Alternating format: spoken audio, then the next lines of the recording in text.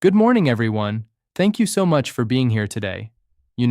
After spending the last 23 years in clinical medicine, treating thousands of patients, I've noticed something truly remarkable. The moment someone hears the words, "Your blood pressure is elevated," their entire world shifts. They suddenly imagine themselves restricted to a life of bland food, endless medications, and constant doctor visits. But here's what I want to tell you right at the start, and I mean this with absolute certainty. That doesn't have to be your story. I'm Dr. Crisanto, and I've made it my mission to help people understand that high blood pressure isn't some unavoidable sentence handed down by genetics or bad luck. Yes, there are factors we can't control, but what fascinates me most is how much power each of you actually holds in your own hands. The human body is an incredible machine, and it responds remarkably well when we give it what it needs. Today, I want to share with you 3 simple, scientifically backed steps that have transformed the lives of my patients, and I truly believe they can transform yours too. Let me start by painting you a picture. I remember treating a patient named Robert about 5 years ago. He came into my office, frustrated and tired. His blood pressure was reading 158/98, which put him in the hypertensive range, and his cardiologist had just prescribed him 3 different medications. Robert was only 47 years old. He had a young family, a demanding job, and he felt like his body was betraying him. When I sat down with him that day, he asked me the same question I hear from hundreds of patients every year. "Doc, is there anything I can do besides take pills for the rest of my life?" That conversation changed how I practice medicine, because the truth is, there absolutely is something you can do. And that something starts with understanding that your blood pressure isn't just a number your doctor writes in a chart. It's a message your body is sending you. It's telling you that something in your lifestyle, your environment, or your daily habits needs to shift. And when we listen to that message and respond appropriately, remarkable things happen. Now, before I dive into these 3 steps, I want to be clear about something important. I'm not here to tell you that you should throw away your medications if you're currently taking them.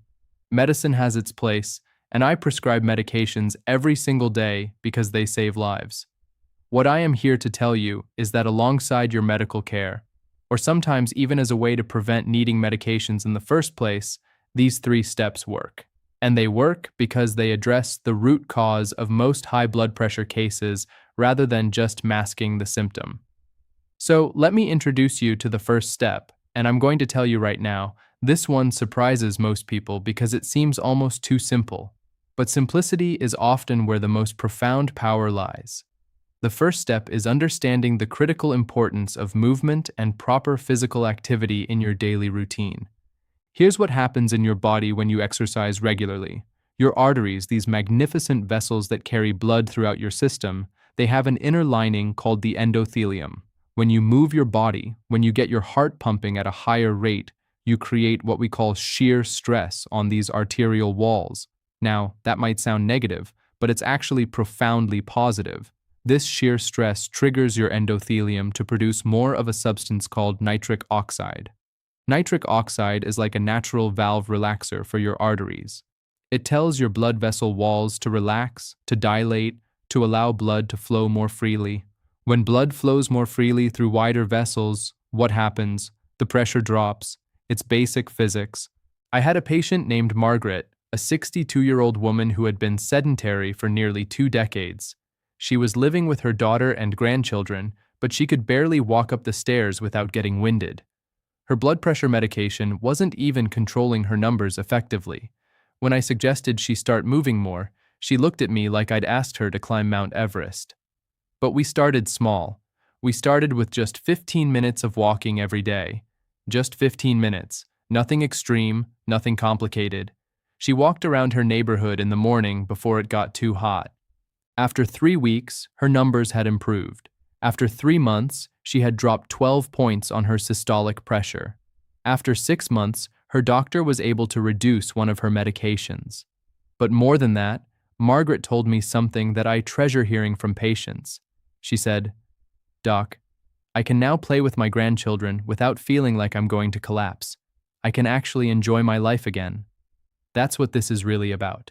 It's not about the numbers on a monitor, though those matter, it's about reclaiming your life. The key with exercise is understanding that you don't need to become a marathon runner or spend 2 hours in the gym every day. What you need is consistency. The research is absolutely clear on this. 30 minutes of moderate intensity aerobic exercise most days of the week, that's the sweet spot. Moderate intensity means you're moving at a pace where you can talk but not sing. You're slightly out of breath but not gasping for air. This could be brisk walking, swimming, cycling, dancing, whatever activity brings you joy, because, and this is crucial, you will only stick with something you actually enjoy. I also want to mention resistance training because I think it's often overlooked in these conversations. Twice a week of resistance training, whether that's lifting weights, using resistance bands, or even doing body weight exercises like push-ups and squats, this builds muscle tissue, and muscle tissue is metabolically active. It helps regulate blood pressure through multiple mechanisms. You're not trying to become a bodybuilder. You're simply engaging those muscles, maintaining that precious muscle mass that naturally declines as we age. Now, there's something else that happens when you exercise regularly that I think is absolutely crucial to mention. Exercise is one of the most powerful stress reduction tools available to you. And this brings me seamlessly into the second step, which is mastering stress management and understanding the hidden epidemic of chronic stress that's affecting nearly everyone in modern society. You see, when you experience stress, your body releases hormones like adrenaline and cortisol. These are fight or flight hormones that were incredibly useful when our ancestors faced a physical threat. You'd either run from the predator or fight it, and then the hormones would dissipate. But in modern life, you face stress that's ongoing, psychological, and seemingly endless. You're worried about your job, your finances, your health, your relationships, the state of the world. And your body's stress response system stays activated, often for hours, days, or even months at a time. When cortisol and adrenaline remain elevated in your bloodstream, your heart beats faster, your vessels constrict, and what happens? Your blood pressure rises, and it stays elevated. I had a patient named David who was a corporate executive, brilliant man, successful, but absolutely consumed by his work. He was sleeping poorly, eating on the run, constantly checking his emails and phone. His blood pressure was 165/100, which is seriously concerning. When I suggested he needed to manage his stress, he told me stress was just part of his job, that he had no control over it. But that's exactly the thinking that keeps people trapped in the cycle of high blood pressure. What I explained to David was that while he couldn't control everything happening in his work environment, he had complete control over how his nervous system responded to those events. And that's where the real power lies. When you develop stress management practices, when you give your nervous system a chance to shift out of fight or flight mode and into what we call rest and digest mode, your blood pressure responds dramatically. There are so many effective techniques available to you. Meditation has robust scientific support. Even just 10 minutes of daily meditation can lower blood pressure significantly.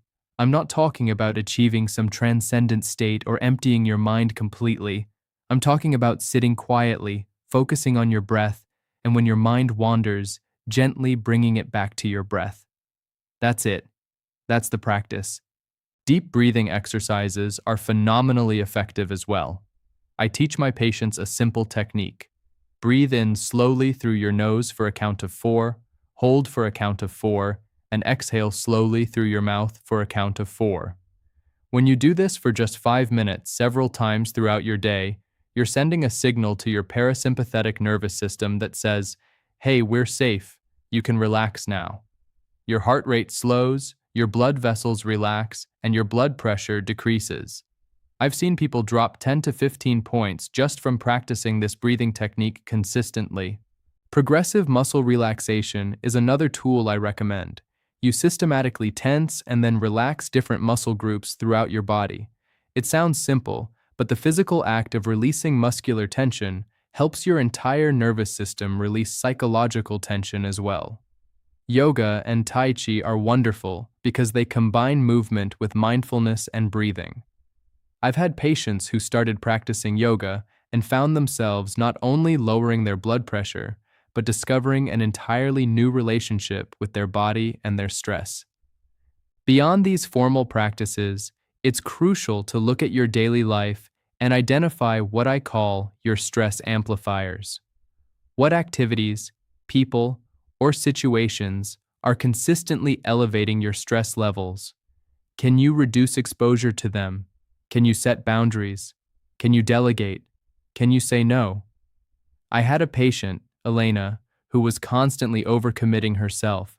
She was serving on 3 different committees, trying to be everything to everyone, and it was literally poisoning her health. When she gave herself permission to step back from some of these commitments, when she started saying no without guilt, her blood pressure improved by 20 points. That's a dramatic change. Sleep is another critical component of stress management that I simply cannot overemphasize. When you're sleeping poorly, your stress hormones remain elevated. When you prioritize sleep, when you aim for 7 to 9 hours every night, your body gets a chance to repair itself, to reset your nervous system, and to regulate all of the hormonal processes that affect your blood pressure. I tell my patients that sleep isn't a luxury, it's a biological necessity as important as food and water. Now, I want to transition to the third step, and this one directly impacts what happens in your blood vessels at the chemical and molecular level. This third step is transforming your diet, and I want to be very specific about what that means because I'm not here to promote any fad diet or restriction-based approach that leaves you feeling miserable. When I talk about diet and blood pressure, I'm essentially talking about sodium, potassium, and various other nutrients that affect how your body regulates fluid balance and vascular tone. Let me explain the sodium-potassium relationship because it's fundamental to understanding how food affects your blood pressure. Sodium and potassium work in opposition within your cells. Sodium tends to increase fluid retention and can increase blood pressure, while potassium helps counteract sodium and promotes vasodilation, or the relaxation of blood vessels. In modern processed diets, we consume way too much sodium and not nearly enough potassium. The average person is eating about 3,400 milligrams of sodium daily, and if you're eating a lot of processed foods, fast foods, and restaurant meals, you might be consuming even more. The recommended amount is actually less than 2,300 milligrams per day, ideally lower. But here's what I tell my patients.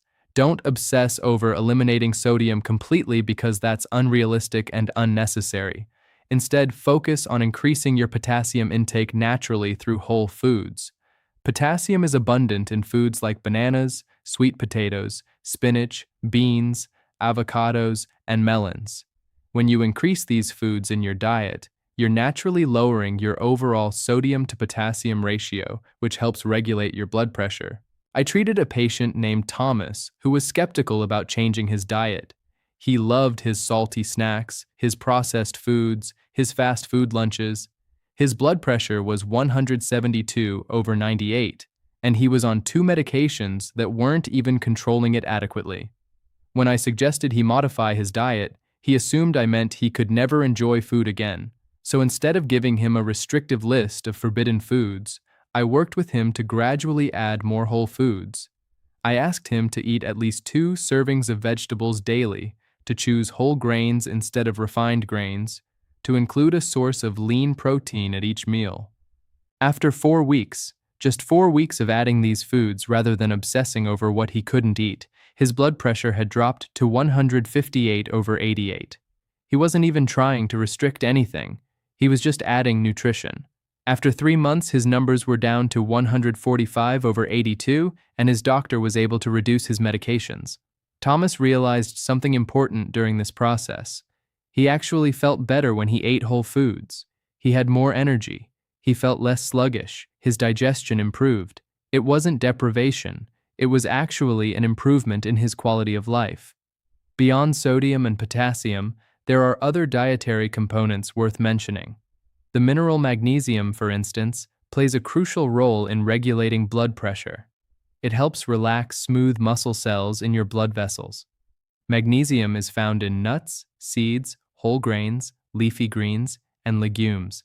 When people increase magnesium through their diet, their blood pressure often improves. Calcium is another mineral important for blood pressure regulation. I recommend getting calcium from whole food sources like dairy products, leafy greens, and fortified plant-based alternatives, rather than relying solely on supplements. The DASH diet, which stands for Dietary Approaches to Stop Hypertension, is one of the most well-researched dietary patterns for blood pressure management.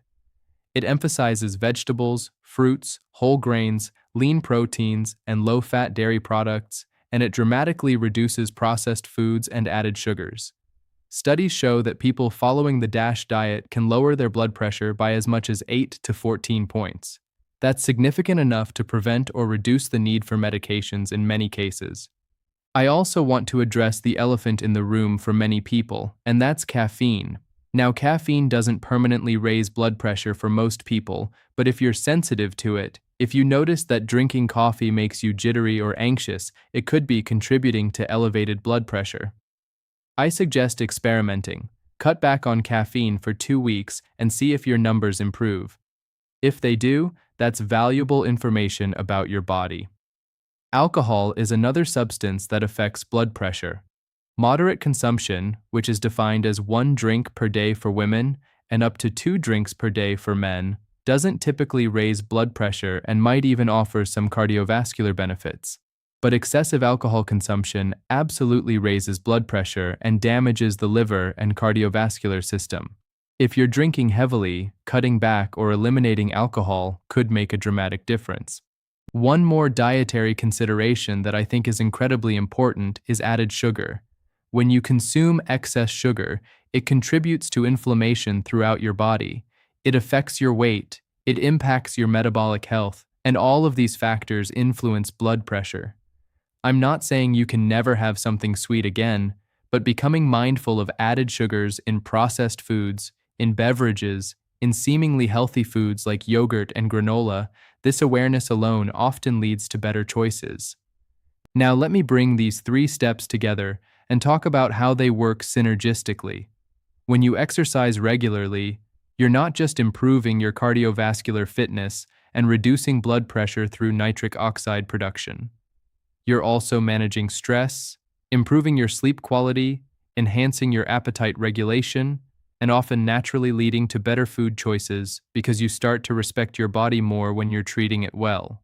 When you manage your stress through meditation, breathing, sleep, and boundaries, you're reducing the hormonal drivers of high blood pressure, and you're often less likely to eat unhealthy foods or turn to alcohol for coping.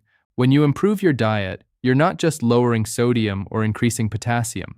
You're reducing inflammation throughout your body. You're supporting better sleep, you're providing your muscles with the nutrients they need to respond well to exercise, and you're likely experiencing weight loss if you needed it, which has an independent effect on blood pressure reduction. I had a patient named Angela who came to me with a blood pressure of 168/96 and a desperate desire to avoid taking medications. She was overweight, stressed from her job as a teacher, wasn't exercising, and was eating mostly processed foods. Over 6 months, she implemented all 3 of these steps. She started walking 30 minutes every morning before work. She learned a meditation practice and started meditating for 10 minutes each evening.